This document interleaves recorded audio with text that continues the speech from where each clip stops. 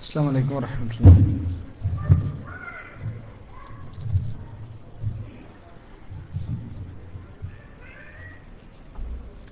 بسم الله الحمد لله.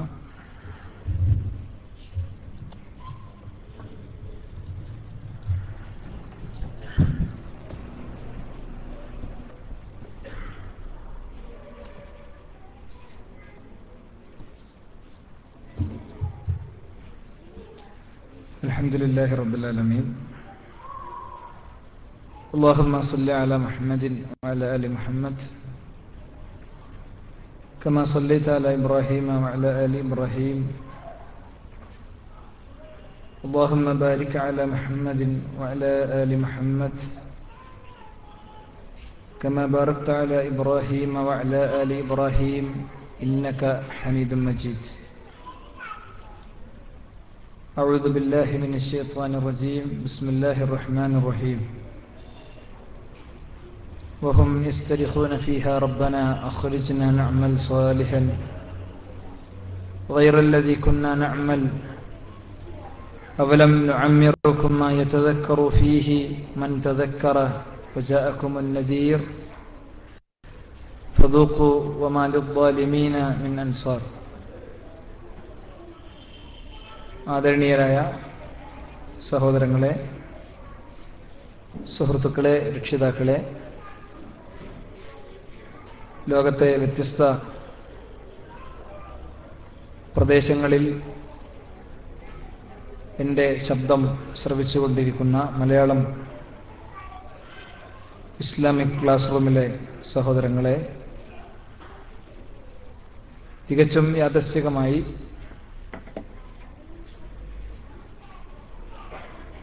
ഒരു പുണ്യം നേടാനുള്ള അവസരം എനിക്കും ലഭിച്ചിരിക്കുകയാണ്.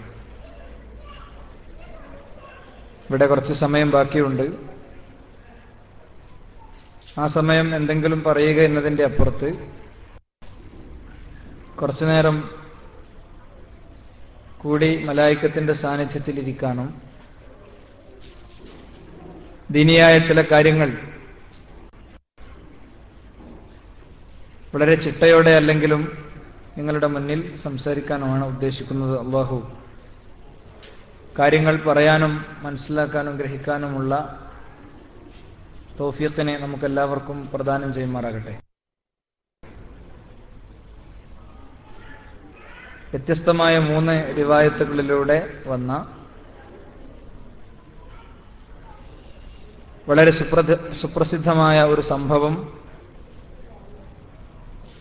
നമുക്കെല്ലാവർക്കും അറിയാം. പക്ഷേ പൊതുവായി നമുക്കൊക്കെയുള്ള ഒരു തകരാറ്, നിരന്തരം കേൾക്കുന്നതും നിരന്തരം പറയുന്നതും നമുക്ക് നന്നായി അറിയുന്നതുമായ ചില ഹദീസുകളെയും ചില ഖുർആനിക വചനങ്ങളെയും അടിസ്ഥാനപരമായ പ്രമാണങ്ങളിലെ സുപ്രധാനമായ പല കാര്യങ്ങളെയും ഗൗരവപൂർവം പരിഗണിക്കാനും അതിനെ ജീവിതത്തിന്റെ ഏറ്റവും കൃത്യമായ തലത്തിൽ നടപ്പിൽ വരുത്താനും നാം വിട്ടുപോകുന്നു എന്നത് വളരെ വ്യക്തിപരമായ നമ്മുടെ ഓരോരുത്തരുടെയും അവലോകനത്തിലൂടെ നമുക്ക് ബോധ്യപ്പെടുന്ന കാര്യമാണ്. ഞാൻ പറയുന്ന സംഭവം, ഞാൻ പറയുന്ന ഹദീസ് കേൾക്കാത്ത ഒരാളും ഈ സദസ്സിൽ ഉണ്ടാവുകയില്ല എന്ന് ഞാൻ മനസ്സിലാക്കുന്നു. എന്നാൽ ആ ഹദീസിനെ അർഹിച്ച ഗൗരവത്തോടെയും പ്രാധാന്യത്തോടെയും എടുക്കുകയും അത് ജീവിതമാക്കാൻ ശ്രമിക്കുകയും ചെയ്തവർ ഞാനടക്കം നമ്മുടെ കൂട്ടത്തിൽ എത്ര പേരുണ്ട് എന്നത് അതിലേറെ അർത്ഥവത്തായ ചിന്തക്ക് വിധേയമാക്കപ്പെടേണ്ടതാണ്. സഇദ നബിയ്യു സല്ലല്ലാഹു അലൈഹി വസല്ലം അലൽ മിമ്പർ ثم قال ആമീൻ ആമീൻ ആമീൻ. നബി കരീം സല്ലല്ലാഹു അലൈഹി വസല്ലം തങ്ങൾ മിമ്പറിൽ കയറി അവിടുന്ന് 3 തവണ ആവർത്തിച്ച് ആമീൻ ആമീൻ ആമീൻ എന്ന് പറഞ്ഞു. ثم قال, പിന്നീട് റസൂൽ കരീം സല്ലല്ലാഹു അലൈഹി വസല്ലം തങ്ങൾ സംസാരിച്ചു. അതാനി ജിബ്രീലു ഫഖാൽ, എൻ്റെ അടുത്ത് ജിബ്രീൽ അലൈഹിസ്സലാം വന്നു, എന്നിട്ട് പറഞ്ഞു മൻ അദ്റക അബവൈഹി ഫദഖലന്നാർ ഫഅബഅദഹുല്ലാഹ്. വ്യത്യസ്തമായ 3 റിപ്പോർട്ടുകളിൽ വ്യത്യസ്തമായ വാചകങ്ങളിൽ വന്നിട്ടുണ്ട്. അതിൽ ഹസനുൻ സഹീഹുൻ എന്ന തലത്തിൽ വന്ന റിപ്പോർട്ടാണ് ഞാൻ പറയാൻ ശ്രമിക്കുന്നത്. ഒരാൾക്ക് മാതാപിതാക്കളുണ്ട്, മാതാപിതാക്കളെ പരിപാലിക്കാനും മാതാപിതാക്കളെ സംരക്ഷിക്കാനും ഒക്കെ സാധിക്കുന്ന രീതിയിൽ അയാൾക്ക് മാതാപിതാക്കളെ ലഭ്യമായി എന്ന് പറഞ്ഞാൽ അയാളുടെ ഏറ്റവും ചെറിയ പ്രായത്തിൽ കുട്ടിക്കാലത്ത് തന്നെ മാതാപിതാക്കൾ മരിച്ചുപോയി. അങ്ങനത്തെ ഒരു അവസ്ഥയിൽ ജീവിച്ച ആളല്ല, നേരെ മറിച്ച് മാതാപിതാക്കളെ സംരക്ഷിക്കേണ്ട സാഹചര്യവും സന്ദർഭവും അയാൾക്കുണ്ടായി. അങ്ങനെ ഫദഖലന്നാർ, ആ പണി എടുക്കാതെ അയാൾ നരകത്തിൽ പോകുന്ന രീതിയിലാണ് പോയതെങ്കിൽ ഫഅബഅദഹുല്ലാഹ്, അള്ളാഹുവിന്റെ കാരുണ്യത്തിൽ നിന്നും അവൻ ഏറെ അകലെയാകട്ടെ. രണ്ടാമത്തെ വ്യക്തി ദുകിർതു ഇൻദഹു, എന്റെ പേര് അവന്റെ അരികിൽ പറയപ്പെട്ടു, മുഹമ്മദുൻ എന്ന് പേര് പറയപ്പെട്ടു. അപ്പോൾ അവന്റെ ചുണ്ട് ചലിച്ചില്ല. സല്ലല്ലാഹു അലൈഹി വസല്ലം എന്ന് പറയാൻ അവനങ്ങനെ ശീലിച്ചിട്ടില്ല, അതവന്റെ രീതിയല്ല, അങ്ങനെ അവന് തോന്നുന്നില്ല. ഫഅബഅദഹുല്ലാഹ്, അവനെ അള്ളാഹു അകറ്റട്ടെ, അവനെ അള്ളാഹുവിന്റെ കാരുണ്യത്തിൽ നിന്ന് വിദൂരത്താക്കട്ടെ എന്ന് ജിബ്രീൽ അലൈഹിസ്സലാം പ്രാർത്ഥിച്ചു. ഞാൻ ആമീൻ പറഞ്ഞു. മൂന്നാമത്തത്, ഒരാൾ റമളാനിൽ ജീവിച്ചു. അദ്റക ശഹ്റു റമളാന, റമളാൻ മാസത്തിൽ അവൻ ജീവിച്ചു. ഫലം യുഗ്ഫർ ലഹു, അവന് പുറത്തു കിട്ടിയില്ല.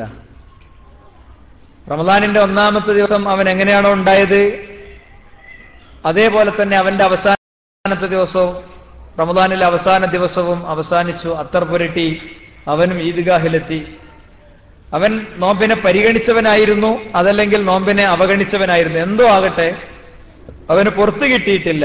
ഫഅബഅദഹുല്ലാഹ്, അവനെയും അള്ളാഹു ശപിക്കട്ടെ എന്ന് ജിബ്രീൽ അലൈഹിസ്സലാം പ്രാർത്ഥിച്ചു. ഞാൻ ആമീൻ പറഞ്ഞു. ഞാൻ എന്റെ സംസാരത്തിന്റെ ആദ്യ ഭാഗത്ത് പറഞ്ഞ വാചകം ഒന്നുകൂടി ആവർത്തിക്കണം. ഈ ഹദീസ് നമ്മൾ ആദ്യമായി കേൾക്കുന്നതല്ല. ഈ ഹദീസ് പലപ്പോഴും ഖതീബ് മിമ്പറിൽ നിന്ന് പറയാറുള്ളത് അവസാനത്തെ പത്തിലാണ്. ആദ്യത്തെ 10ന്റെയും മുമ്പ് പറയേണ്ട, ആദ്യത്തെ 10ന്റെയും മുമ്പ് നമ്മുടെ മനസ്സിൽ ബോധമുണ്ടാകേണ്ട സുപ്രധാനമായ കാര്യമാണ്. ഇതിലേറ്റവും അവസാനത്തെ ഭാഗം അവിടെയാണ് നമ്മൾ ഉള്ളത് എന്നതുകൊണ്ട് റമളാൻ മാസത്തിൽ ജീവിച്ചിട്ട് എനിക്ക് എന്തു കിട്ടി, ഞാൻ എന്തു ചെയ്തു എന്നതിനെ സംബന്ധിച്ചുള്ള ഒരു ചിന്തക്ക് ഈ ഇഫ്താർ മീറ്റ് വിധേയമായാൽ തന്നെ ഒരുപക്ഷെ നമ്മൾ രക്ഷപ്പെട്ടേക്കാം. പാപങ്ങൾ നാം അറിഞ്ഞു ചെയ്തതും അറിയാതെ ചെയ്തതും വിശ്വാസരംഗത്ത് സംഭവിച്ചതും ആചാരരംഗത്ത് സംഭവിച്ചതും ഒക്കെ ഉണ്ടാകാം. റസൂൽ കരീം സല്ലല്ലാഹു അലൈഹി വസല്ലം തങ്ങൾ നമ്മളെ പഠിപ്പിച്ച ചില ദുആകൾ എടുത്ത് പരിശോധിക്കുമ്പോൾ അത് മനസ്സിലാകും. വിശ്വാസരംഗവുമായി ബന്ധപ്പെട്ട് നബി കരീം സല്ലല്ലാഹു അലൈഹി വസല്ലം തങ്ങൾ പറഞ്ഞ വളരെ സുപ്രധാനമായ പ്രാർത്ഥനയാണ് അല്ലാഹുമ്മ ഇന്നി അഊദു ബിക അൻ ഉശ്രിക ബിക ബിമാ ലാ അഅലം വഅസ്തഗ്ഫിറുക അൻ ഉശ്രിക ബിക ബിമാ അഅലം. അറിയാതെ ഞാൻ ചെയ്ത ശിർക്കിൽ നിന്ന് ഞാൻ നിന്നോട് ശരണം തേടുന്നു, അറിഞ്ഞുകൊണ്ട് ചെയ്ത ശിർക്കിൽ നിന്ന് ഞാൻ നിന്നോട് ഇസ്തിഗ്ഫാർ തേടുന്നു. സലഫിയത്തും തൗഹീദും ഒക്കെ ലഭിക്കുന്നതിന് മുമ്പ് മുട്ടറുക്കാൻ പോയതും ഏലസ് കെട്ടാൻ പോയതും ഏലസ് എഴുതിക്കാൻ പോയതും സിയാറത്ത് ടൂർ പോയതും ഒക്കെ ഞാൻ അറിഞ്ഞുകൊണ്ട് ചെയ്തതാണ്. എന്നാൽ അറിയാതെ ജീവിതം കൊണ്ടവൻ മുസ്ലിമാണ്, അവൻ തൗഹീദിന്റെ പ്രബോധകനാണ്, അവൻ തൗഹീദിന്റെ പ്രചാരകനാണ്, അവൻ തൗഹീദിന്റെ പോസ്റ്ററൊട്ടിക്കലാണ് രാത്രി മുഴുവൻ അവന് പണി. ജീവിതം മുഴുവൻ തൗഹീദിന്റെ ആയത്ത് അടുക്കി അട്ടിക്ക് വെച്ച് അത് ജനങ്ങളെ ഉത്ബോധിപ്പിച്ച ആളാണ്. പക്ഷേ അവന്റെ മനസ്സ് മുശ്രിക്കാണ്, അവന്റെ മനസ്സിൽ ശിർക്കുണ്ട്, അവന്റെ ചുണ്ടിൽ ശിർക്കുണ്ട്. അങ്ങനെയും വരാം. ശിർക്കിലേക്ക് എത്തിക്കുന്ന ചില വാചകങ്ങളും ചില പ്രയോഗങ്ങളും ഒക്കെ ഉണ്ട്. അത്തൗഹീദ്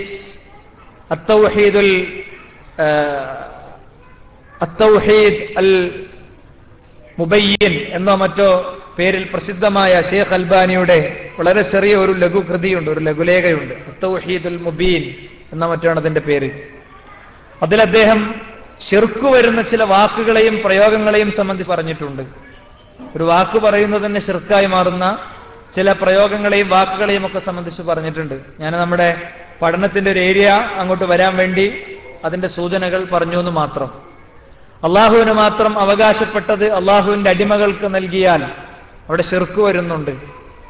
അപ്പോ വിശ്വാസരംഗത്ത് അങ്ങനെ വരാം, ആചാരരംഗത്ത് എന്തായാലും ഇഷ്ടം പോലെ കാര്യങ്ങൾ വരാം.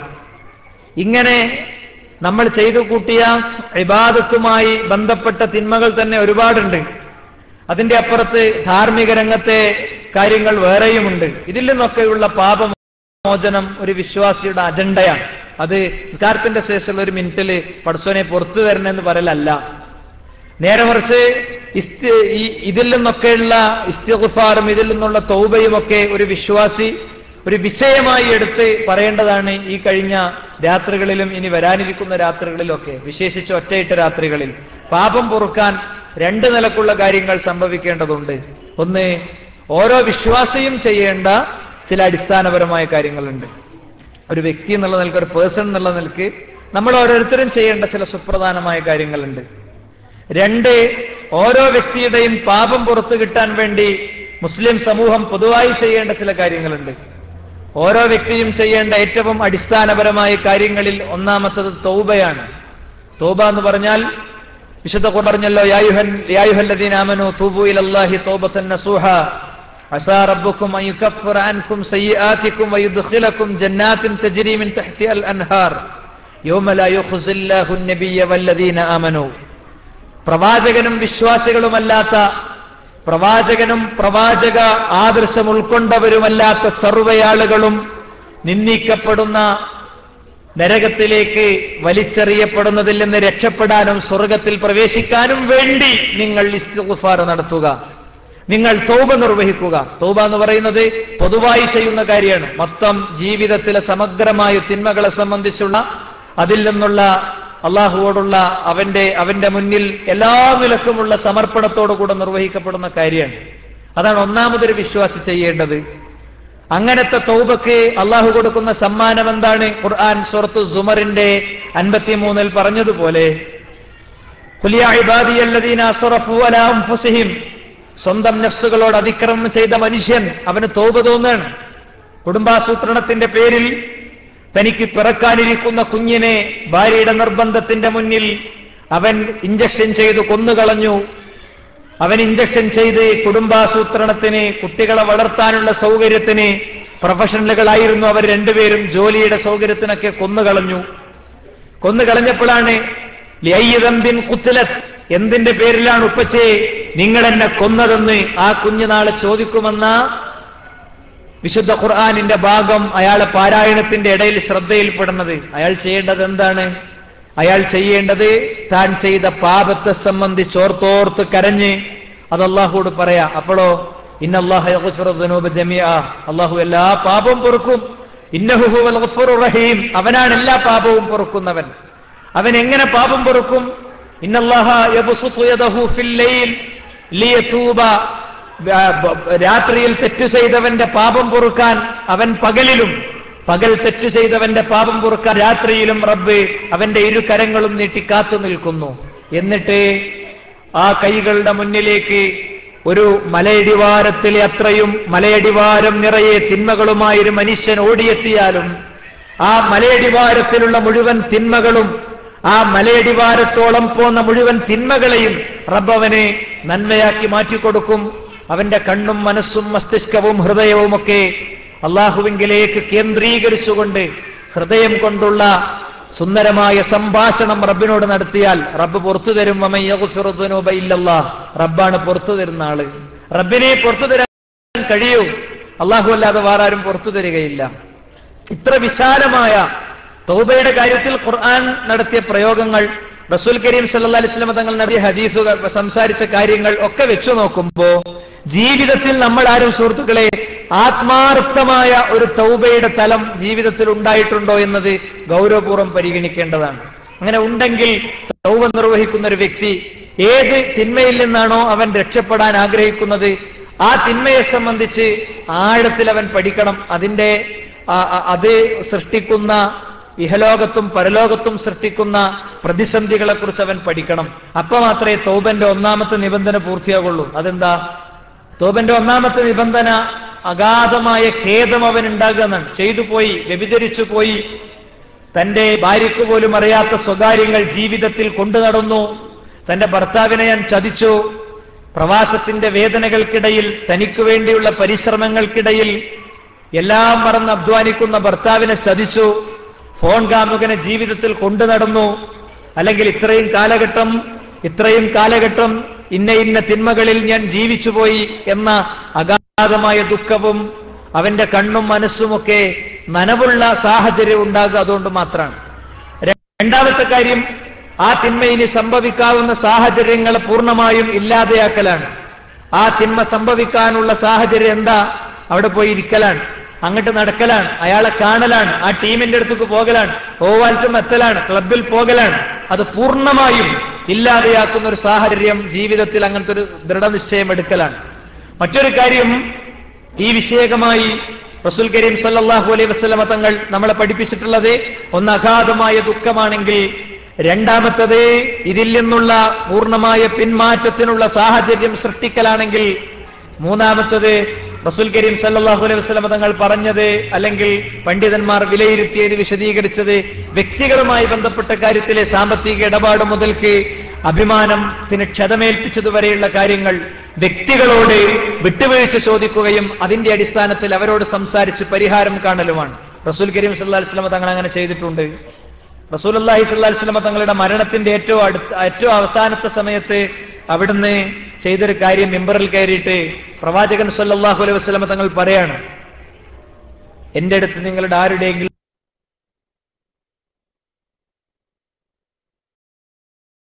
ആരുടെയെങ്കിലും അഭിമാനത്തെ വർണ്ണിച്ചു തരുന്നു, നിങ്ങളത് പിച്ചി ചീന്തിക്കോളൂ, നിങ്ങളുടെ ആത്തേക്ക് നീട്ടിവെക്കരുത്. നിങ്ങളെ ഞാൻ ശാരീരികമായി ഉപദ്രവിച്ചിട്ടുണ്ടെങ്കിൽ ഫല്യസ്തഖിദ് മിൻഹു, എന്നിൽ നിന്നവൻ അതിനുള്ള പ്രായശ്ചിത്തം എടുക്കട്ടെ. അതാണ് നിങ്ങൾ നിർവഹിക്കേണ്ടത്. വിശാലമായ രാഷ്ട്രത്തിന്റെ അധിപൻ, മുസ്ലിങ്ങളുടെ ആത്മീയ നേതാവ്, അവർക്ക് ആയത്തും ഹദീസും ഓതിക്കൊടുത്ത് പഠിപ്പിച്ച ആള്, ജനങ്ങളെ മുന്നിൽ അങ്ങനെ പറയുന്നത് കൊണ്ട് റസൂൽ കരീം സല്ലല്ലാഹു അലൈഹി വസല്ലമ തങ്ങൾ ഒരു ക്ഷീണവും യഥാർത്ഥത്തിൽ വിചാരിച്ചിട്ടില്ല.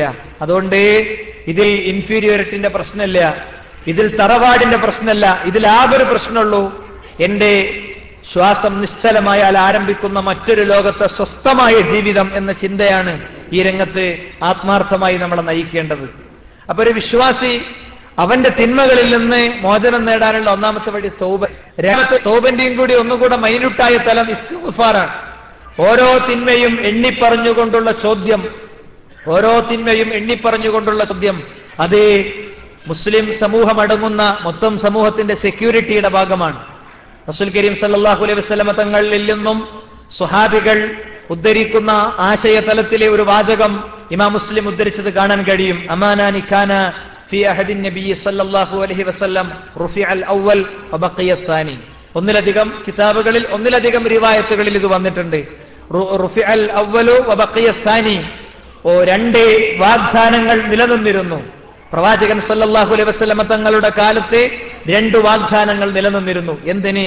ഖുർആൻ സൂറത്തോ, വിശുദ്ധ ഖുർആനിന്റെ സൂറത്തോ നംലിലോ മറ്റോ പറഞ്ഞല്ലോ, ഫകുല്ലൻ അഖദ്നാഹു ബിദംബിഹി, ചരിത്രത്തിന്റെ ഇന്നലകളിൽ ജീവിച്ച ജനപദങ്ങളിൽ പലരെയും നാം പിടികൂടിയത് അവരുടെ തിന്മകൾ കാരണം തന്നെയാണ്.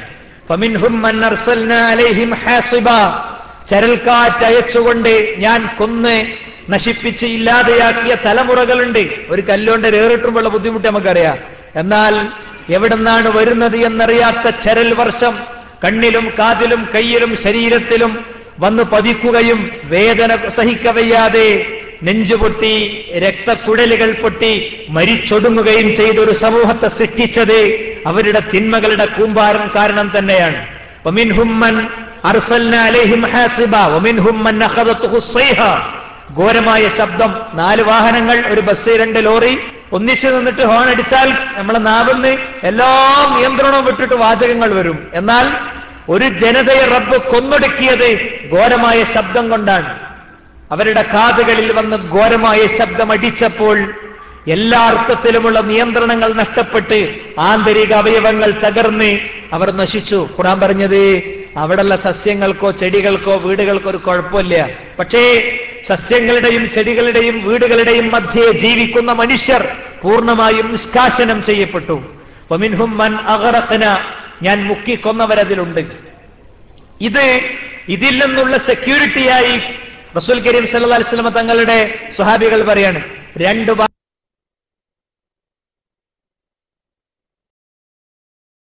ഉമ്മത്തിലെ മുഴുവൻ മെമ്പറെയും തെരഞ്ഞുപിടിച്ചു ഒരു ടീമിനെയോ ഒരു വിഭാഗത്തെയോ ഒക്കെ അങ്ങനെ നശിപ്പിക്കുന്ന ഒരു രാജ്യത്തെയോ ഒരു പ്രദേശത്തെയോ ഒരു ഗ്രാമത്തെയോ ഒക്കെ നശിപ്പിക്കുന്ന ശിക്ഷാമുറകൾ ഇനിയും നിലനിൽക്കും. അതിൽ നിന്നൊരിക്കലും നിങ്ങൾക്ക് സുരക്ഷിതത്വമില്ല എന്ന് ഖുർആൻ തന്നെ പറഞ്ഞിട്ടുണ്ട്. എന്നാൽ പൊതുവായ ഇത്തരം ശിക്ഷകളിൽ നിന്നുള്ള സെക്യൂരിറ്റിയായി രണ്ട് കാര്യങ്ങൾ ഇവിടെ നിന്നിരുന്നു. റുഫിഅൽ അവ്വൽ, ഒന്നാമത്തത് പിൻവലിക്കപ്പെട്ടു. റസൂൽ കരീം സല്ലല്ലാഹു അലൈഹി വസല്ലമ തങ്ങളുടെ പത്നിയുടെ മടിയിൽ കിടന്ന് റസൂൽ കരീം സല്ലല്ലാഹു അലൈഹി വസല്ലമ തങ്ങൾ ആകാശ ലോകത്തേക്ക് അദ്ദേഹത്തിന്റെ ആത്മാവിനെ പിൻവലിക്കപ്പെട്ടതോടുകൂടെ റുഫിഅൽ അവ്വൽ, ഒന്നാമത്തത് പിൻവലിക്കപ്പെട്ടു. നബിയെ, അങ്ങ് ഖുർആൻ ക്ലാസ് എടുക്കുന്ന, അങ്ങ് ഉപദേശ സദസ്സുകൾക്ക് നേതൃത്വം നൽകുന്ന, അങ്ങയുടെ സാന്നിധ്യമുള്ള ഒരു സമൂഹം അവരൊരിക്കലും കൂട്ടമായ ശിക്ഷകൾക്ക് വിധേയമാക്കപ്പെടുകയില്ല. എന്നാൽ ഇനിയും ലോകാവസാനം വരെ ഒരു വാഗ്ദാനം കൂടി ബാക്കി നിൽക്കുന്നുണ്ട്. വബഖിയത്താനി, രണ്ടാമത്തേത് എന്താണ്? വമാ കാനല്ലാഹു ലിയുഅദ്ദിബഹും ഫിൽ അർദി വഅൻത ഫീഹിം വമാ കാനല്ലാഹു മുഅദ്ദിബഹും വഹും യസ്തഗ്ഫിറൂൻ. അവർക്കിടയിൽ ഇസ്തിഗ്ഫാർ നിലനിൽക്കുന്നിടത്തോളം കാലം, അവർക്കിടയിൽ നാദാ പൊറുത്തുകൊണ്ട് എന്ന ആത്മാർത്ഥമായ ചോദ്യം നിലനിൽക്കുന്നിടത്തോളം കാലം ഒരു സമൂഹത്തെ കൂട്ടമായി റബ്ബ് നശിപ്പിക്കുന്ന സാഹചര്യം ഉണ്ടാവുകയില്ല എന്നാണ്. അപ്പൊ ഇസ്തിഗ്ഫാറിന് അങ്ങനത്തെ ചില തലങ്ങളുണ്ട്. നമ്മള് ഒരു കച്ചവടം ക്ലിക്കാനില്ല, ഒരു സംഗതി ശരിയാണില്ല, അല്ലെ? എങ്ങനെ പോയാലും അബദ്ധത്തിലപ്പെടുന്നത് നമ്മൾ നന്നായിട്ട് പേടിക്കണം. നൂഹ് നബി അലൈഹി ഇസ്ലാം പറഞ്ഞു, വസ്തഗ്ഫിറൂ റബ്ബക്കും ഇന്നഹു കാന ഗഫാറ, നിങ്ങൾ നിങ്ങളുടെ രക്ഷിതാവിനോട് ഇസ്തിഗ്ഫാർ നടത്തണം. എന്നാൽ നിങ്ങൾക്ക് തടയപ്പെട്ടതൊക്കെ തരും. യുർസിലുസ് സമാഅ, ആകാശം മഴമേഘങ്ങളായി പെയ്തിറങ്ങും. യുർസിലുസ് സമാഅ അലൈക്കും മിദ്റാറ വയുംദിദുക്കും ബിഅംവാലിൻ, നിങ്ങൾക്ക് സമ്പത്ത് തരും, പട്ടിണി മാറ്റി തരും.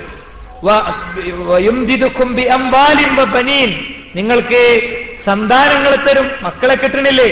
ഒരുപക്ഷെ നാം ചെയ്ത തിന്മകളുടെ കാരണങ്ങൾ നിലനിൽക്കുന്നുണ്ടാകാം. അള്ളാഹു പുറത്തു തരുമാറാകട്ടെ. അപ്പൊ ഇസ്തിഗ്ഫാർ ഈ ദിവസങ്ങളിൽ ഉണ്ടാകേണ്ട പ്രധാന കാര്യമാണ്. നമുക്ക് നമ്മുടെ പാപം പുറത്തു കിട്ടാൻ ഇസ്തിഗ്ഫാർ നിരന്തരം ഉണ്ടാകണം. എന്താണ് ഇസ്തിഗ്ഫാർ? ഇസ്തിഗ്ഫാർ എന്നുള്ളത് ജീവിതത്തിൽ ചെയ്ത തിന്മകൾ ഓരോന്നും എണ്ണി പൊറുക്കി പറഞ്ഞ് അള്ളാന്റെ മുമ്പ് പറയൽ തന്നെയാണ്.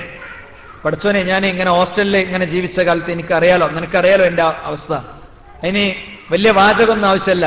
നമുക്കറിയണ പച്ച മലയാളത്തിൽ നമ്മെ കാണുന്ന, നമ്മെ കേൾക്കുന്ന റബ്ബിന്റെ മുന്നിൽ ഹൃദയം തുറന്നു വെച്ച് എന്റെ ഹൃദയത്തെ കഴുകിക്കൊണ്ട, എന്റെ ഹൃദയമാകുന്ന മാംസകഷ്ണത്തെ ശുദ്ധീകരിച്ച് എനിക്ക് സംസ്കൃതമായൊരു ജീവിതവും സ്വച്ഛമായ ഒരു മാനസികാവസ്ഥയും എനിക്ക് പ്രദാനം ചെയ്യണേ എന്ന നിലക്കുള്ള അധ്വാനാണത്. അതിങ്ങനെ ഒരു മിനിറ്റിലൊരു പണിയല്ല, ഒരു അധ്വാനം തന്നെയാണ്. അത് നമ്മൾ പ്രത്യേകം പരിഗണിക്കേണ്ടതാണ്. ഇനി ഇസ്തിഗ്ഫാർ എന്നതാണ് മറ്റൊരു വിഷയമെങ്കിൽ, മൂന്നാമത്തെ ഒരു കാര്യം എന്താ അറിയോ? മൂന്നാമത്തെ ഒരു കാര്യം തൗബക്കും ഇസ്തിഗ്ഫാറിനുമൊക്കെ അനുയോജ്യമായ സമയങ്ങൾ കണ്ടെത്തുക എന്നതാണ്. ഡോക്ടറെ അടുത്ത് പോകാൻ പറ്റിയ സമയം നമ്മൾ നോക്കും, അല്ലെ? ടൂറിന് പറ്റിയ സമയം നമ്മൾ നോക്കും.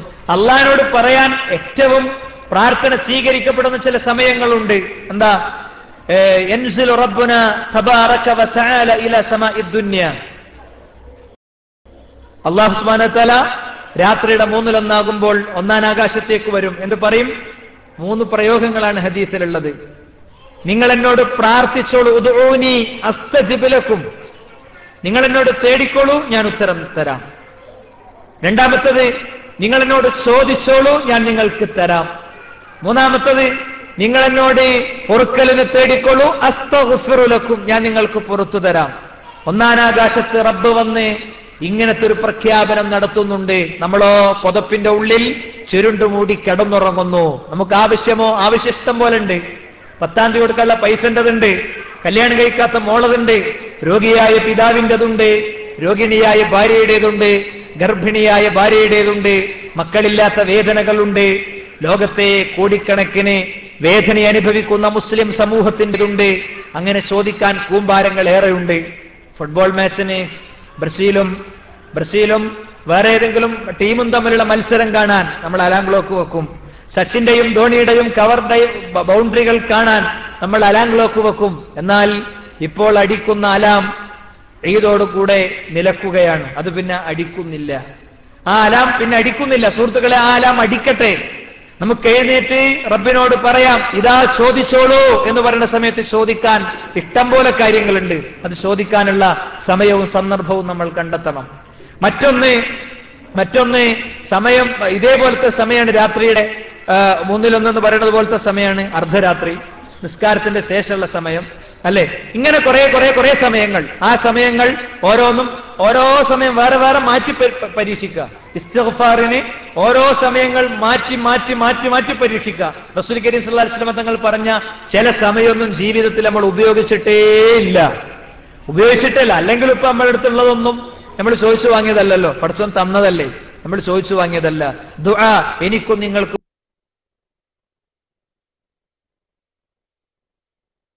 ഒക്കെ സുഹൃത്തുക്കളെ കുറവാണ്.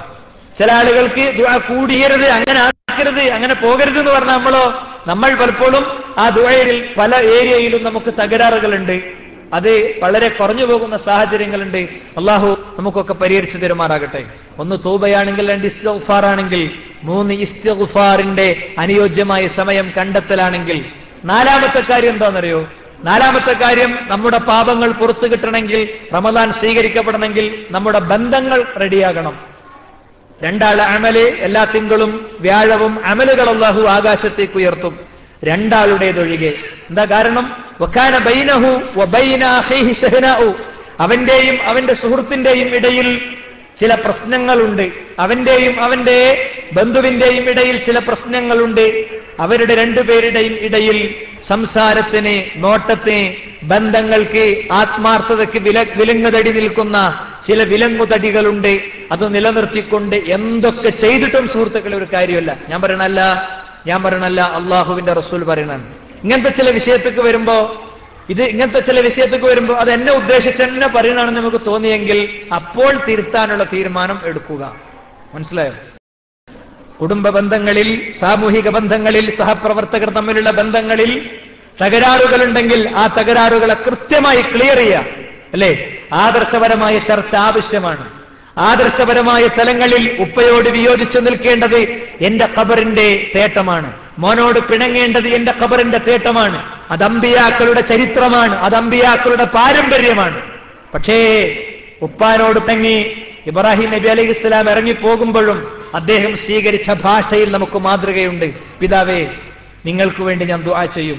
നിങ്ങൾ എന്നെ കല്ലെടുത്ത് എറിഞ്ഞ് ആട്ടിയോടിക്കണേ, എന്നെ എന്റെ ഹാജറിനെയും നിങ്ങൾ തെരുവിലേക്ക് തള്ളുകയാണ്. പക്ഷേ ഞാനിതാ നിങ്ങൾക്ക് വേണ്ടി പ്രാർത്ഥിക്കും. അതിൽ മാതൃക ഇല്ലാന്ന് അള്ളാഹു പറഞ്ഞു. പക്ഷേ ആ ഭാഷ നോക്കൂ നിങ്ങൾ, ആ ആത്മാർത്ഥത നോക്കൂ നിങ്ങൾ, നിങ്ങൾക്ക് രക്ഷ ഉണ്ടാകട്ടെ എന്ന വാചകം നോക്കൂ നിങ്ങൾ.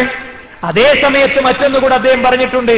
എന്താ അദ്ദേഹത്തിന്റെ സമൂഹത്തോട് പറഞ്ഞു? ഞാനും നിങ്ങളും തമ്മിലുള്ള വിരോധം, ഞാനും നിങ്ങളും തമ്മിലുള്ള പ്രശ്നം ആദർശത്തിന്റെ പ്രശ്നമാണ്. ആ നിലക്കുള്ള പ്രശ്നം നമുക്കിടയിലുണ്ട് എന്നത് അദ്ദേഹം ക്ലിയർ ചെയ്യുകയും ചെയ്തു. അതുകൊണ്ട് നമ്മള് ഒരാളോട് ഒരു കാര്യത്തിൽ വിയോജിപ്പ് പ്രകടിപ്പിക്കുമ്പോൾ ആ വിയോജിപ്പിന്റെ അൾട്ടിമേറ്റ് അങ്ങേത്തലൊക്കെ പറഞ്ഞിട്ട് ഓനുണ്ട് എരപ്പാക്കി, ഓനുണ്ട് ചപ്പ് ചവറാക്കി മൂലക്കെട്ട് വെള്ളം കൊടിഞ്ഞ് ചവിട്ടിക്കൂട്ടണ രീതിയിൽ ആകാതിരിക്കാൻ പ്രത്യേകം ശ്രദ്ധിക്കണം, അല്ലേ? അങ്ങനെ സംഭവിക്കാം, അങ്ങനെ അറിയാതെ സംഭവിച്ചു പോകാം, അത് വേറെ കാര്യമാണ്. അതിൽ അങ്ങനത്തെ നമുക്കൊരു കൺട്രോൾ കിട്ടാൻ വേണ്ടി നമ്മൾ ആത്മാർത്ഥമായിട്ട് പ്രാർത്ഥിക്കണം. ശരി, അപ്പൊ ബന്ധങ്ങൾ ക്ലിയർ ചെയ്യാന്നുള്ളത് ഇതിൽ പ്രധാനമാണ്. തറാവി നിസ്കാരത്തിന്റെ മുമ്പ് തന്നെ പോയി ആരോടാ സലാം പറയണമെന്ന് വെച്ചാൽ സലാം പറയണം, അതിലൊരു കുഴപ്പമില്ല. നമുക്ക് മേലെക്കാൻ പറ്റും, ഓനെ താഴെ നിൽക്കാൻ പറ്റും. അള്ളാഹിന്റെ അടുത്ത് നമ്മളെ സ്ഥാനം മേലെയാകും, ഓന്റെ താഴെയാകും. 5 അഞ്ചാമത്തത് അൽ ഹസനാത്ത് അൽ മാഹിയ ലിസ്സയ്യിആത്ത്, തിന്മകളെ മായ്ച്ചു കളയുന്ന നന്മകൾ ചെയ്യുക. ഇഷ്ടം പോലെ സദഖയും ദാനധർമ്മങ്ങളൊക്കെ ഇഷ്ടം പോലെ ചെയ്യുക. അത് നമ്മളെ തിന്മകൾ ഇല്ലാതെയാക്കുന്നതാണ്. സദഖ 70 റുപ്യ കൊടുത്തു, നല്ല ഓർമ്മ ഉണ്ടാവും. ബക്കറ്റിലിട്ട പൈസന്റെ അപ്പുറത്ത് കാര്യമായിട്ട് നമുക്കൊന്നും ഉണ്ടായിട്ടുണ്ടാവില്ലല്ലോ. അതൊരു ബക്കറ്റ് പിടിച്ചു നിൽക്കാൻ ഒരാളുള്ളതുകൊണ്ട് അങ്ങനെ സംഭവിച്ചത്. ബോധപൂർവം ഒരു 5000 റുപ്യ ഇന്നാള് കഷ്ടപ്പെടുന്ന ആളാ, കൊണ്ടേ കൊടുക്കട്ടെ എന്ന് നമ്മൾ ചിന്തിച്ചിട്ടില്ല. ഉണ്ടോ? 1 റുപ്യ നമ്മൾ ഇട്ടിട്ടുണ്ടെങ്കിൽ ഏതോ ഒരാൾ ഓർഗനൈസ് ചെയ്തതുകൊണ്ട്. ഇപ്പൊ ഇവിടെ കുട്ടികള് ഒരു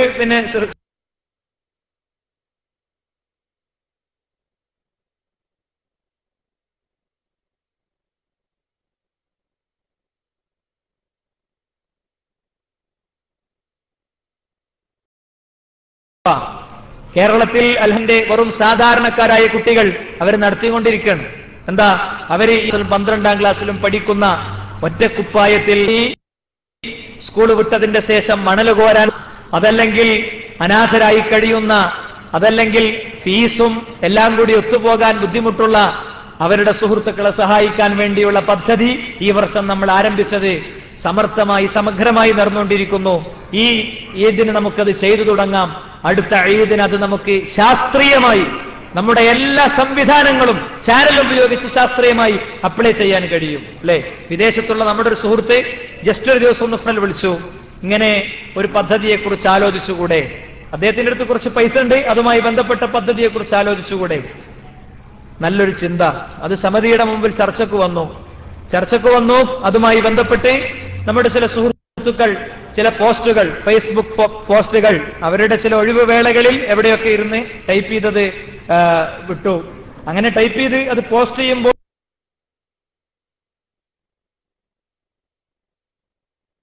ഒരുപക്ഷെ പോസ്റ്റ് ചെയ്യുന്ന ആളുകളെ സംബന്ധിച്ചിടത്തോളം അത്ര നല്ല റെസ്പോൺസ്, മാനസികാവസ്ഥകളെ കോർഡിനേറ്റ് ചെയ്യപ്പെടുന്ന ഒരു സാഹചര്യം ഉണ്ടായി. അൽഹംദുലില്ലാഹ്, നിങ്ങൾക്കും പങ്കെടുക്കാം. ഒരു കുട്ടിയുടെ ഡ്രസ്സെങ്കിലും നിങ്ങൾ കൊടുക്കുക. 750 റുപ്യാണ് ഒരു കുട്ടിക്ക്. അല്ല, ഒരു കുട്ടീൻ്റെ പറ്റില്ലെങ്കിൽ ഒരു പകുതി പൈസയെങ്കിലും, പകുതി വേറെ ആരെങ്കിലും, ലോകത്ത് ഏതെങ്കിലും ഒരു പ്രദേശത്തുള്ള ആരെങ്കിലും ചെയ്തോളൂ. നമ്മളുടെ പകുതി വേറെ ആരെങ്കിലും ചെയ്തോളൂ. അതിൽ കാര്യമായി സഹകരിക്കണം എന്ന് ഞാൻ പറയാണ്.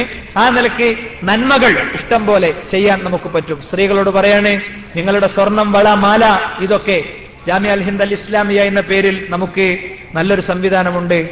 നോമ്പാണ്, തീരുമാനമെടുക്കാവുന്ന ഏറ്റവും നല്ല സമയമാണ്. ഒരു സെന്റിന് 35,000 രൂപയാണ് കണക്കാക്കിയിട്ടുള്ളത്. 1/4 സെന്റെങ്കിലും 1/2 സെന്റെങ്കിലും നമ്മുടെ ഒരു വള കൊടുത്താൽ 1.5 വള കൊടുത്താൽ അല്ലേ സംഖ്യ ആയി. നമുക്കതുകൊണ്ട് വിശേഷിച്ച് ഒന്നും ഇല്ല. 3 വളറിന്റെ കയ്യിൽ നിന്ന് ഒരു വള പോയതുകൊണ്ട് ഇവിടെ ഒന്നും സംഭവിക്കാനില്ല. മക്കൾ അതേതായാലും മരിച്ചതിന്റെ ശേഷം ഒരു പക്ഷെ കൊടുക്കാനുള്ളതാകും, അല്ലെങ്കിൽ ആകാതിരിക്കാം. നമ്മൾ ആ കാര്യം ശ്രദ്ധിക്കുക.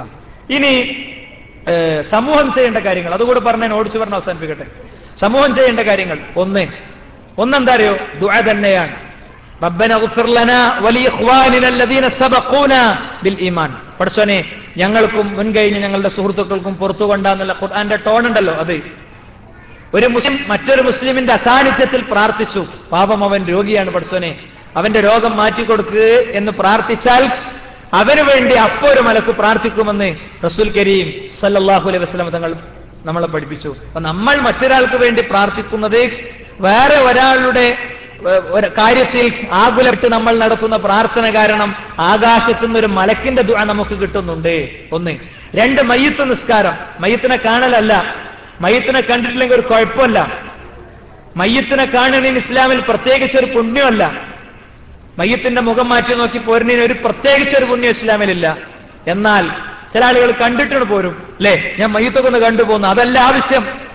അയാൾ അപ്പൊ സംസാരിക്കുമായിരുന്നെങ്കിൽ പറയായിരുന്നു, നീ എന്റെ ജനാസ നിസ്കരിക്കാതെ പോകരുത് എന്ന് മയ്യത്ത് വിളിച്ചു പറയായിരുന്നു.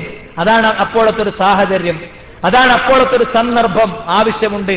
40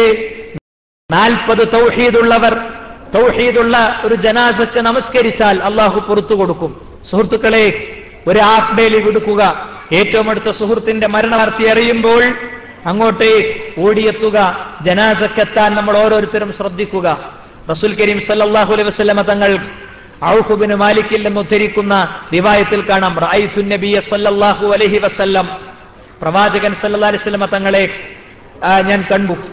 ദഅ ലി മയ്യിത്തിൻ, അദ്ദേഹം ഒരു മയ്യിത്തിന് വേണ്ടി പ്രാർത്ഥിക്കുന്നത്. അപ്പോൾ ഞാൻ ആഗ്രഹിച്ചു, തമന്നൈതു അൻ അകൂന ദാലികൽ മയ്യിത്ത്, ആ മയ്യിത്ത് ഞാനായിരുന്നെങ്കിൽ 3 കഷ്ണം തുണിയിൽ കെട്ടി ഞങ്ങളെ മുന്നിൽ കൊണ്ടുവന്ന് വെച്ച മയ്യത്തിന്റെ അരികിൽ നിന്നുകൊണ്ട് റസൂൽ കരീം സല്ലല്ലാഹു അലൈഹി വസല്ലം തങ്ങളുടെ നിറയുന്ന കണ്ണും അടിക്കുന്ന ഹൃദയവും പിടക്കുന്ന മനസ്സും ആ വരികളും വാചകങ്ങളും ഇപ്പുറത്ത് റസൂലുള്ളാഹിന്റെ ചാരത്ത് നിന്ന് ഇടം കണ്ണിട്ട് നോക്കിക്കണ്ട ഞാൻ ആഗ്രഹിച്ചു അൻ അകൂന ദാലികൽ മയ്യിത്ത്, ആ മയ്യിത്ത് ഞാനായിരുന്നെങ്കിൽ. അതാണ് ദുആ, അതാണ് പ്രാർത്ഥന, അതാണ് ആത്മാർത്ഥമായ തേട്ടം. അത് മയ്യത്തിന്റെ അരികിൽ ഉണ്ടാവുക എന്നത് മുസ്ലിങ്ങൾ പരസ്പരം ചെയ്യേണ്ട കാര്യമാണ്. അല്ലാഹു റസൂൽ പറഞ്ഞു, അഖ്ലിസു ലഹു ദുആ, അയാൾക്ക് വേണ്ടി ഇഖ്ലാസോടെ പ്രാർത്ഥിക്കുക. മുനാഫിഖിന് വേണ്ടി വരെ നബി നിസ്കരിച്ചു, അല്ലെ? അബ്ദുല്ലാഹി ബിൻ ഉബയ്യ് ബിൻ സലൂലിന് വേണ്ടി നിസ്കരിച്ചു. മർലാൻ ചോദിച്ചു, എന്താ നബി ഇത് പരിപാടി? എന്താ അത് പരിപാടി? അപ്പോഴാ പറഞ്ഞു, ഓ രക്ഷപ്പെടാണെങ്കിൽ രക്ഷപ്പെട്ടോട്ടോ ഉമറേ. അത് നബി ചെയ്യരുത്. നിങ്ങൾ ഒരു തവണയല്ല 70 തവണ നിസ്കരിച്ചാലും രക്ഷപ്പെടില്ല എന്ന് ഖുർആൻ ആയത്തിറക്കുകയും ചെയ്തു. അല്ലേ? റസൂൽ കരീം സല്ലല്ലാഹു അലൈഹി വസല്ലം തങ്ങളെ അള്ളാഹു തിരുത്തിയ സംഭവങ്ങളിൽ പെട്ടതാണ് ഇതൊക്കെ. നബിന്റെ വിശാലമായ മനസ്സ്, തന്റെ ശത്രുവിനോട് പോലുമുള്ള മനസ്സും, ദാവാരംഗത്തും പ്രബോധന രംഗത്തും അതിന്റെ കാര്യങ്ങൾക്ക് നേതൃത്വം നൽകുന്ന ആളുകൾക്ക് വലിയ പാടാണ്. ഏറ്റവും വലിയ ശത്രു ഓൻ നശിച്ച് ഇല്ലാതാകട്ടെ, ഓനൊക്കെ അങ്ങനെ അപ്പം തന്നെ നിൽക്കേണ്ടതെന്നല്ല, ഓനൊക്കെ നമ്മളെ കൂടെ നിൽക്കണ്ടേ. അല്ലേ? അവന് വിഷയം മനസ്സിലാകാനിട്ടാണ്. എനിക്ക് വിഷയം മനസ്സിലായിട്ടില്ലെങ്കിൽ എന്റെ കാര്യം അങ്ങനെ തന്നെ അല്ലേ? പല കാര്യത്തിലും ഇപ്പോഴും ഞാൻ പൂർണ്ണമായിട്ടില്ലല്ലോ എന്ന എപ്പോഴും ഒരു തപിക്കുന്ന മനസ്സ് എനിക്ക് വേണ്ടി, നമുക്ക് വേണ്ടി, എല്ലാവർക്കും വേണ്ടി സൂക്ഷിക്കുന്നവനാണ് പ്രബോധകൻ. ഇരിക്കട്ടെ. ഏറ്റവും 1 പ്രാർത്ഥന, 2 മയ്യിത്തുസ്കാരം, 3 വസലുലഹു തസ്ബീത്ത്. അവിടെ നമ്മൾ ആവശ്യമുണ്ട്. എന്താ തസ്ബീത്ത്? ഒരാൾ ചൊല്ലുക, ബാക്കിയുള്ളവർ കൂടെ ചൊല്ലുക. അതല്ല തസ്ബീത്ത്. ഒരു ഈച്ച മൂളും പോലെയുള്ള ഒരു തേട്ടമാണ് തസ്ബീത്ത്. തേനീച്ച കൂടിന്റെ അരികിൽ കേൾക്കുന്നത് പോലത്തെ നിശബ്ദമായൊരു തേട്ടം, ഒരു ചോദ്യമാണ്. അതെന്താ? ഓരോരുത്തരും ഹൃദയത്തെന്ന് പറയേണ്ടതാണ്. ഏലക്കം പാട്ടല്ല അത്. എന്താ? ഖബറിൽ നടക്കുന്ന കാര്യം എന്താണ്? ദജ്ജാലിന്റെ ഫിത്നയെ അതിജീവിക്കാൻ മാത്രം പറ്റുന്ന ആളുകൾക്ക് മാത്രം അതിജീവിക്കാവുന്ന കാര്യങ്ങൾ അവിടെ നടക്കുന്നുണ്ട്. 3-4 ചോദ്യങ്ങൾ. മുൻകറും നക്കീറും വരുന്നു. ഉഹദ് മലയുടെ മുകളിൽ തല്ലിയാൽ ഉഹദ് മല തകർന്നു പോകാൻ മാത്രം ശക്തമായ ദണ്ടുകൾ കൊണ്ട് അടി കിട്ടാൻ സാധ്യതയുള്ള വിഷയം. മൻ റബ്ബുക എന്ന ചോദ്യത്തിന്റെ ഉത്തരം കിട്ടണമെങ്കിൽ വേണ്ട ഈമാനിന്റെ തോതെന്താ? റസൂലുള്ളാഹി പറയാണ്, ഇന്നകും തുഫ്തനൂന ഫീ ഖുബൂരികും മിസ്ലഉ ഖരീബ്. നിങ്ങൾ നിങ്ങളുടെ ഖബറുകളിൽ പരീക്ഷിക്കപ്പെടും. ദജ്ജാലിന്റെ ഫിത്നയോളം പോന്ന ഫിത്ന, ആ പരീക്ഷണം അവിടെ സംഭവിക്കും. അതുകൊണ്ട് എന്താ അവൻ വരുമ്പോഴുള്ള പരീക്ഷണം? അവൻ ആളുകളെ പലതും കാണിച്ചു കൊടുത്തിട്ടും മാറാത്തവരെ 2 കഷ്ണാക്കിയിട്ട്, വാള് വെച്ച് 2 കഷ്ണാക്കിയിട്ട് 2 ഭാഗത്തേക്ക് വലിച്ചെറിയും ഒരു വിശ്വാസിനെ. ബാക്കിയുള്ളവരോട് പറയും, നിങ്ങളിങ്ങനെ കൊല്ലാൻ പോവുകയാണ്. അവര് സമ്മതിക്കൂല. വീണ്ടും അയാളെ ഒന്നാക്കും.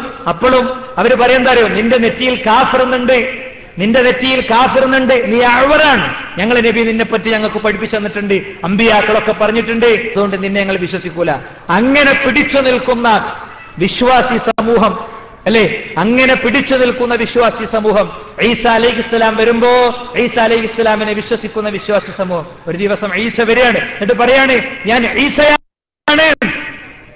ഈസയാണ്. സുഹൃത്തുക്കളെ, വിശ്വസിക്കാൻ കഴിയണമെങ്കിൽ വലിയ ഭാഗ്യം വേണം. അള്ളാഹു കാത്തുരക്ഷിക്കുമാറാകട്ടെ. ഞാൻ ഈസയാണെന്ന് ഈസാ നബി അലൈഹി സ്വലാം എന്ന് പറയുന്നു, അല്ലെ? ഞാന് ഈസാ നബിയാണെന്ന് പറയുമ്പോൾ, അദ്ദേഹം പിൻപറ്റുമ്പോൾ, അദ്ദേഹത്തെ പിൻപറ്റേണ്ടി വരുമ്പോൾ അത് നിരാകരിക്കേണ്ടി വന്ന ഇത്ര പോന്ന ഈച്ചന്റെ ഹദീസും ഇത്ര പോന്ന പല്ലിന്റെ ഹദീസും വരെ വിശ്വസിക്കാൻ പറ്റാത്തവൻ എങ്ങനെ പറ്റുക? നമ്മൾ ആലോചിക്കണം, ഗൗരവത്തിൽ ആലോചിക്കണം, അല്ലെ? അവിടെ ഈ ഒരു സന്ദർഭത്തെ അതിജീവിക്കാൻ പറ്റിയ വിശ്വാസികൾക്ക് മാത്രമേ ഖബർ ചോദ്യത്തിന് ഉത്തരം പറയാൻ പറ്റുള്ളൂ എന്നാ. അതുകൊണ്ടാ നമ്മൾ നിസ്കാരം കഴിഞ്ഞ് തസ്ബീത്തും കഴിഞ്ഞ്, തസ്ബീത്ത് പറഞ്ഞ 1.5 മിനിറ്റ് കൊണ്ട് അവസാനിക്കണമല്ല, നമ്മളതിൽ മാതൃകയാകണം. എന്താ അറിയോ? ഒരു ഒട്ടകത്തെ അറുത്ത് അതിനെ തോലെടുത്ത് കഷ്ണം കഷ്ണമാക്കി വിതരണം ചെയ്യുന്ന സമയം എന്ന റസൂൽ കരീം സല്ലല്ലാഹു അലൈഹി വസല്ലം തങ്ങൾ പറഞ്ഞത്. നിങ്ങൾ അവനെ തസ്ബീത്തിനെ ചോദിക്കണം എന്ന് നബി കരീം സല്ലല്ലാഹു അലൈഹി വസല്ലം തങ്ങൾ പഠിപ്പിച്ചു. ഏറ്റവും അവസാനത്തെ കാര്യം പരസ്പരം ചെയ്യേണ്ടത്, നഫ്സുൽ മുഅ്മിൻ മുഅല്ലഖുൻ ബിദൈനിഹി എന്ന് റസൂൽ കരീം സല്ലല്ലാഹു അലൈഹി വസല്ലം തങ്ങൾ പറഞ്ഞു. മുഅ്മിനിന്റെ ആത്മാവ് അവന്റെ കടവുമായി ബന്ധപ്പെട്ടതാണ്. അതുകൊണ്ട് കടം വാങ്ങുക എന്നുള്ളത് ചെറിയ കാര്യമല്ല. ഇത് 2 ലക്ഷം തരുമോ എന്ന് ചോദിക്കുമ്പോൾ, നാളെ രാവിലെ മയ്യത്ത് കുളിപ്പിക്കാൻ എടുത്തു വെച്ച് നിസ്കാരത്തിന് മുമ്പ് നിന്നാൽ ഈ 2 ലക്ഷം ഉണ്ടല്ലോ, ഇത് കൊടുത്ത് തീർക്കാതെ റബ്ബ് അമലെടുക്കൂല. അതുകൊണ്ട് വലിയ കൊട്ടാരം വേണ്ട സുഹൃത്തുക്കളെ, വലിയ പദ്ധതി വേണ്ട, അല്ലെ? നമ്മളെ മോനെ നമുക്ക് ഉദ്ദേശിക്കുന്ന സാമ്പത്തികാവസ്ഥയില്ലെങ്കിൽ, അങ്ങനത്തെ ഒരു കോഴ്സിന് പഠിപ്പിക്കാവുന്ന അവസ്ഥയില്ലെങ്കിൽ കടം വാങ്ങി പഠിപ്പിക്കേണ്ടതൊന്നുമില്ല. നമുക്കത് പഠിപ്പിക്കാനുള്ള വേറെ സംവിധാനങ്ങളെ സംബന്ധിച്ച് ആലോചിക്കാം. നമ്മളെ പരലോകം കഴിഞ്ഞിട്ട് മോൻ MBBS വേണ്ട എന്ന് തീരുമാനിക്കാൻ പറ്റണം. കടം ചെറിയ കാര്യമല്ല. അതുകൊണ്ട് ഇത്തരം കാര്യങ്ങൾ ഗൗരവപൂർവ്വം പരിഗണിച്ചുകൊണ്ട് പോകാൻ നമുക്ക് സാധിക്കണം. റമദാനിൽ എത്തിയിട്ടും പൊറുക്കപ്പെടാത്തവരുടെ ലിസ്റ്റിൽ ഉൾപ്പെടാതിരിക്കാനുള്ള തീവ്രമായ ശ്രമങ്ങൾ നമ്മുടെ ഭാഗത്തുനിന്നുണ്ടാകണം. സദഖയായിട്ട് എന്തെങ്കിലും ഒന്ന്, അല്ലേ, നമ്മൾ കൊടുക്കണം. ഒന്നുമില്ലാത്തവനും എന്തെങ്കിലും ഒന്ന് കൊടുക്കണം. ഫിത്ർ സക്കാത്ത് പോലെ ഗൗരവത്തിൽ പരിഗണിക്കാറില്ല. എന്താ, ഗർഭസ്ഥ ശിശുവിന് ഫിത്ർ സക്കാത്ത് കൊടുക്കണോ എന്നുള്ളതാ പണ്ഡിത സമൂഹത്തിന്റെ ചർച്ച. റൂഹൂദിയ ഗർഭസ്ഥ ശിശുവിന് കൊടുക്കണോ? ഉസ്മാൻ റളിയല്ലാഹു കൊടുത്തിട്ടുണ്ട് എന്നാണ് ആ തലത്തിലുള്ള ചർച്ച. അവിടെ നിൽക്കുമ്പോ നമ്മൾ പലപ്പോഴും അതിൽ അലസമാണ്. വാപ്പാക്ക് കൊടുക്കാൻ പറ്റുമെങ്കിൽ വാപ്പാന്റെത് വാപ്പന്നെ കൊടുക്കുക, മോന്റേത് മോൻ തന്നെ കൊടുക്കുക. എല്ലാവർക്കും കൂടി ഒരാൾ കൊണ്ടേ കൊടുത്താൽ മതി. ഒക്കെ അവനാന്റെ കൊടുക്കാൻ വേണ്ടി, അറിഞ്ഞും മനസ്സിലാക്കിയും കൊടുക്കാൻ വേണ്ടി. വാപ്പ എല്ലാവരും കൊടുത്തിട്ടുണ്ടാകുമോ എന്ന് തന്നെ ചില ആൾക്കാർക്ക് അറിയില്ല, അല്ലേ? അങ്ങനെ ഉണ്ടായിക്കൂടാ. ഈ കൊടുക്കുകയാണെങ്കിൽ വാപ്പ പറയണം, മക്കളൊക്കെ വിളിച്ചു കൂട്ടിയിട്ട് നിങ്ങളെ ഫിത്ർ സക്കാത്ത് 70 ഉറുപ്യ, ഉപ്പാൻ്റെത് 70 ഉറുപ്യ, രണ്ടാളത് 70 ഉറുപ്യ ഞാൻ കൊടുക്കണ്ട് കേട്ടോ. അത് കൊടുത്തില്ലെങ്കിൽ നമുക്ക് യോഗ്യതല്ല. അതുകൊണ്ട് അത് ആ ബോധ്യപ്പെടുത്തലോട് കൂടെ തന്നെ ഫിത്ർ സക്കാത്ത് കൊടുക്കാൻ ശ്രദ്ധിക്കുക. സക്കാത്തിന്റെ കാര്യം ഇവിടെ പറഞ്ഞു. സക്കാത്ത് ഒരു സാമൂഹിക സംവിധാനമാണ് സുഹൃത്തുക്കളെ. സക്കാത്തിന് കയ്യും കണക്കില്ലാത്ത ഏർപ്പാട് പറ്റൂല. സക്കാത്തിന് കയ്യും കണക്കില്ലാതെ പറ്റൂല. ഇസ്ലാമിക പൊതുസ്വത്തിലെ ഒരു സംഗതിക്കും കയ്യും കണക്കില്ലാതെ പറ്റൂല. പൊതുസ്വത്ത് കൈകാര്യം ചെയ്യണവർ ശ്രദ്ധിക്കുക. ഒരൊറ്റ പുതപ്പ് യുദ്ധമുഖത്ത് നിന്ന് പോകുമ്പോ യുദ്ധം ചെയ്ത് വളരെ മുന്നോട്ട് പോയ ആ സ്വഹാബി ഒരൊറ്റ പുതപ്പ് എടുത്തതിന്റെ പേരിലാണ് റസൂൽ കരീം സ്വല്ലല്ലാഹു അലൈഹി വസല്ലം തങ്ങൾ പറയാ, അയാൾ നരകത്തിലാണ് ആ പുതപ്പിൽ നിന്ന്. അതുകൊണ്ട് ചെറിയ കാര്യമല്ല. അതുകൊണ്ട് സക്കാത്തിന്റെ കാര്യത്തിൽ ശ്രദ്ധയുണ്ടായി മുന്നോട്ട് പോവുക. അള്ളാഹു അനുഗ്രഹിക്കുമാറാകട്ടെ, അവന്റെ പരിശുദ്ധ സ്വർഗ്ഗത്തെ പ്രദാനം ചെയ്യുമാറാകട്ടെ. അമീൻ അമീൻ ബിറഹ്മതിക യാ അർഹമർ റഹീമീൻ. വൽഹംദുലില്ലാഹി റബ്ബിൽ ആലമീൻ. വസല്ലല്ലാഹു അലാ മുഹമ്മദ് സുബ്ഹാനകല്ലാഹുമ്മ വബിഹംദിക അശ്ഹദു അല്ലാ ഇലാഹ ഇല്ലാ അൻത അസ്തഗ്ഫിറുക.